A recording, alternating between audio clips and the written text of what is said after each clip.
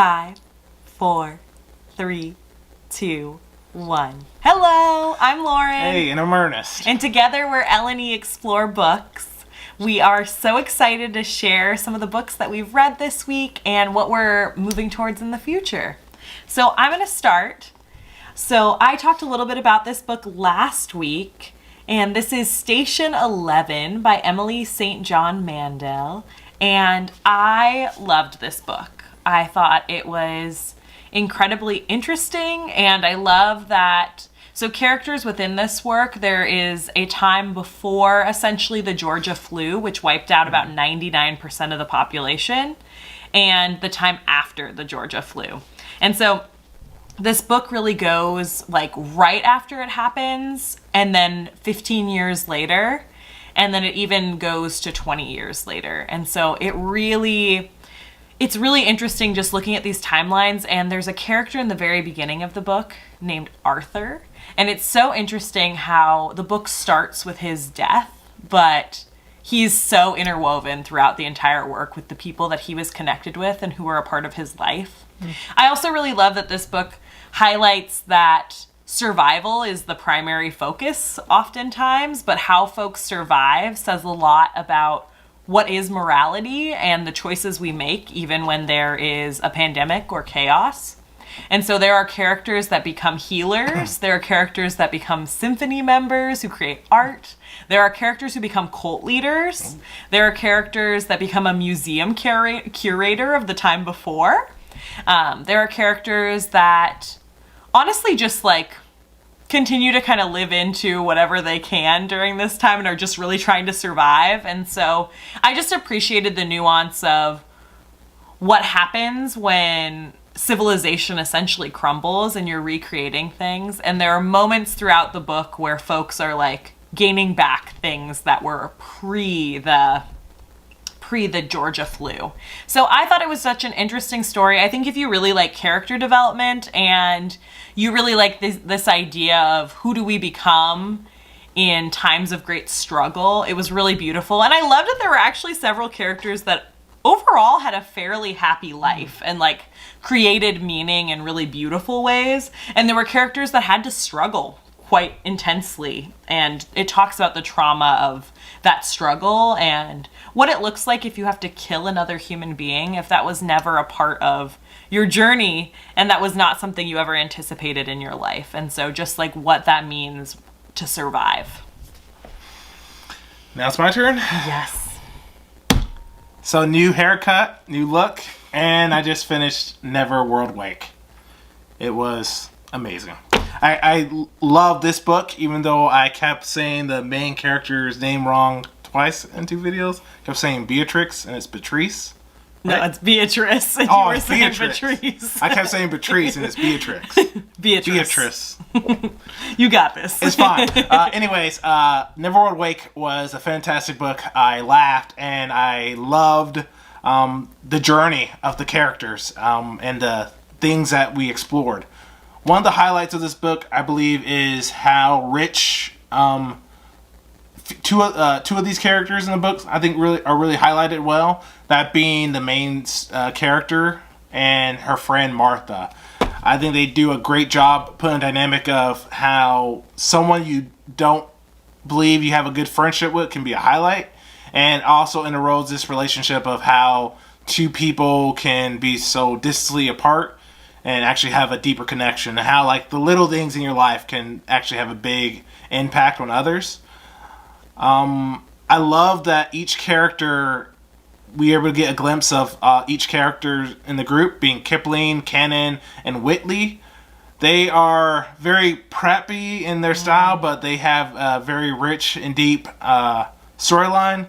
My only gripe, I would say, about these characters is that you get a glimpse of their past and stuff when they're dealing with this purgatory-like world, and they all have to come together and decide who's going to live and who's going to die. Like, out of the 5 of them, only one can live, and the rest will have to accept death and move on to the afterlife. And I think that can be hard because we only get such small glimpses of the characters, because the entire book is through Beatrix's eyes the whole entire time. So we see her side and the journey that she goes on, but we only get a glimpse of the other characters, and I would say in the beginning. So you might like a character that isn't really highlighted as rest of the others because of the main character. But I think the main character is fantastic, and it leaves a good sense of mystery at the end. I think overall this book isn't horror per se. It's more like a suspense thriller in a world where you're in purgatory and you got some time to really decide, was your life worth living? Are you ready to accept death? Is there things that you have regrets that you want to look back in and kind of resolve unresolved issues? And I think the book does a good job doing that. I just think this book was a good read, surprising, and I deeply enjoyed it. So I definitely recommend it if you haven't. It's a short read. It's like 325 pages. Finished it last night, but if you like these kind of suspense thrillers and this plot interests you, I think it would definitely grab you and pull you in. So, yeah. So this next book I'm going to talk about, Ernest keeps laughing when I describe this book, and this is a middle grade novel. So for all of our readers who might be middle schoolers or high schoolers or just adults who work with students who are younger, or if you're an adult like me who just loves a good middle grade novel, this book is called The Wild Robot by Peter Brown. So I listened to it as an audiobook and I loved it. They actually do like a robot voice throughout it. Ernest was laughing. He was listening to the audiobook. It's an old school robot voice that goes, "I love you guys. I will move on." I think he's being a little dramatic. I mean, it is definitely a robot voice, but I love it. So the story is about this lovable character named Roz, who essentially there's a shipwreck when her shipment of robots was supposed to be sent to the city. And so she's the only robot that is able to work and function. And so she's on this island by herself. She has no idea what her purpose or meaning is. And so she just starts off like trying to like get to know other creatures, but has no idea what their communication is. Basically, all these creatures are creeped out. What other creatures are there? Like squirrels, like there's some beavers, there's deer. We'll get to that. Yeah. It is. They talk? So she observes them and she learns their patterns over watching them for a long period of time. So at first she learns how to camouflage herself. So basically she becomes this camouflage creature to just observe because she doesn't want to scare the creatures. Like a tree, yeah, like she like puts like greenery around herself and kind of like blends into the environment. But over time, she learns enough of the creatures' languages that she starts to like talk and engage. And at first they're kind of like, we don't want to deal with you at all. But they come to find out she's actually this lovely robot who's very willing to support others and is a super caring character. It's really interesting because they ask her over and over again about her own personal feelings. And she says, I don't understand necessarily what you mean by a human emotion, but like I want to do the right thing, and ultimately is choosing like good and caring things. At one point she has a son, and her son is this gosling she takes in. Okay. Yeah, she finds this abandoned gosling, and so she becomes a mother to a gosling later in the book. That's a baby goose. Oh, okay. Yeah, so she becomes a mother to a gosling, and this story is just about her creating a life on the island, but later there's trouble in paradise, and they're essentially the humans in this book are really interesting because they want all those robot parts back that like got taken out on that island essentially. And so there's a lot of climax happening in this book. I'm not going to tell you the ending, but it's a really delightful read. I highly recommend it. It's about, I think it was 4 hours-ish on an audiobook. And what I love about this audiobook, they actually include the PDF of the pictures. So you can go through the story and look at the pictures as they're telling different parts of it. And they're really cool illustrations. So I definitely recommend The Wild Robot. It reminded me a lot of, I had to read The Hatchet in school. It felt like a combination between The Hatchet and WALL-E. The Hatchet's the one when the sun gets dropped off in Alaska. Yeah, it felt a lot like that, except like a robot. And I said it was like a combination with WALL-E. So I definitely recommend it. I think it's super cute. So The Wild Robot by Peter Brown. Okay. I just wanted to add one thing about Neverworld Awake. This book does deal with relationship issues. If you ever had a partner that is abusive in some way, that you love them, but they take advantage of your love for them in order to gain for themselves. So that the book discusses that in some detail. And that's just a little update that I came to realize as I was reading it. Do you want to do another book that you finished? I think you can go with yours next. So, last time I said I was starting Imaginary Friend. And I literally just finished Neverworld Awake last night. So, I only read like a couple pages of Imaginary Friend. But this is a thick book. Already the pages have me going, this is going to be a tough read where I got to bust out the notebook and write notes down. Because the character already, I think, has psychological issues. In the sense that they're like in their head and talking about things, so it's going to be doing that. But I'm very interested in, as I said before, I like this author and liked his previous work. But to balance out this horror book and how thick it is, and so I can have a book to read next week, because I'll be honest, I probably won't finish Imaginary Friend in a week. I'm also going to be reading my first light novel for you guys, and that is ReZero. Hopefully you guys can see it. I think the glare is terrible. Yeah. But hopefully... I'm reading ReZero. If you are an anime fan like me, you may know this series. It's on Crunchyroll. Highly recommended. I'm reading the first light novel of this series, and I hope to give you guys a good update on it. And I may give some advice and compare it to the first few episodes of the anime when I finish it. So yeah, those two books. I'm looking forward to next week. Yeah. So the book, I actually finished another book, but I'm going to save that one for next week. Oh.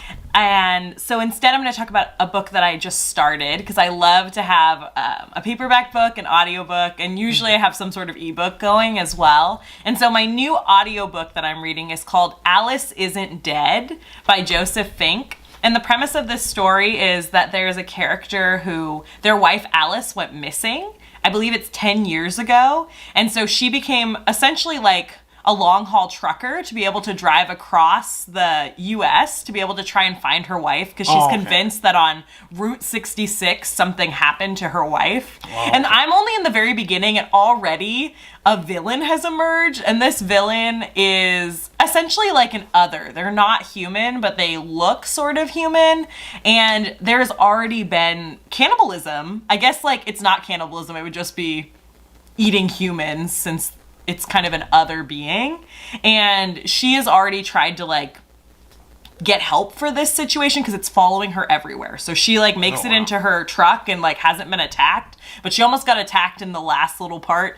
And essentially the police's response was, well, you must have done something horrible if this thing is following you. What? Like they knew about like this creature, and essentially they basically implied that like this creature only goes after like people who are digging in things they shouldn't.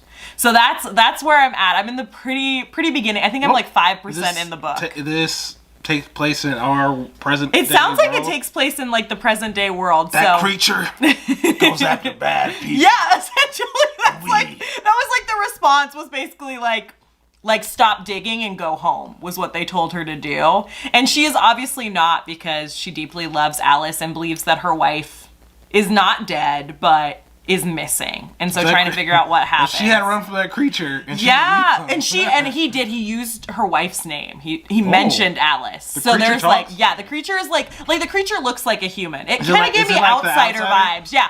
Yes. Interesting that you said that, because Imaginary Friend from the very beginning is giving me outsider vibes. Yeah. With someone talking.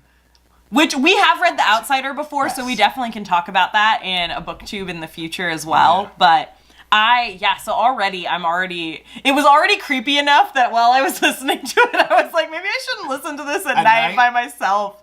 Yeah. I don't have any road trips on Route 66 planned anytime soon, but it still felt a little scary. But yeah.